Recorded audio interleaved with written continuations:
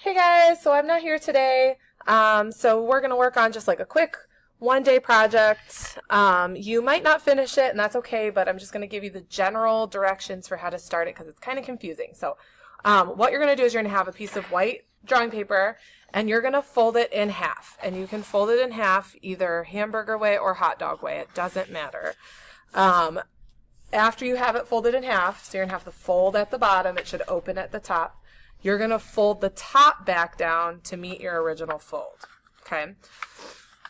And like I said, you can do this hamburger way or hot dog way. So if you wanted to do it hot dog way, you'd fold it up in half. Make sure your fold is at the bottom, it opens at the top, and then pull this top part down to meet your fold. Okay, so what we're making are these cute little characters. You can pick any animal. It can be a person, a face, or an animal. So I chose a fish here. This example here was a baby. So it can be cartoony. It's up to you, or person or animal. And what you're going to do is you're going to draw the face, the top of the head above this flap here, the bottom of the head below the flap. So I did the baby here, or the fish, so the top of the body above, the bottom of the body below that fold there. And then you just need to make sure that the mouth goes right on the fold. So this baby's mouth, the top of the mouth is right on the fold. On my fish, I've got one lip above the fold and one lip below the fold. So this is your animal or your person, and you're going to do that in pencil first.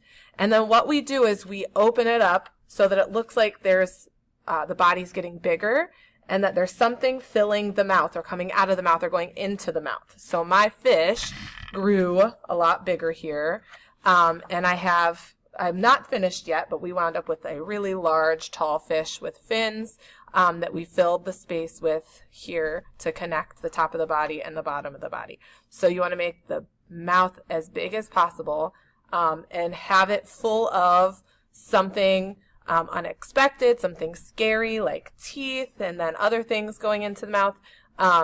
We're going to do a vote when I get back for the scariest, the funniest, and the most surprising. So come up with something creative and different. So I didn't finish mine yet, but I started with the teeth.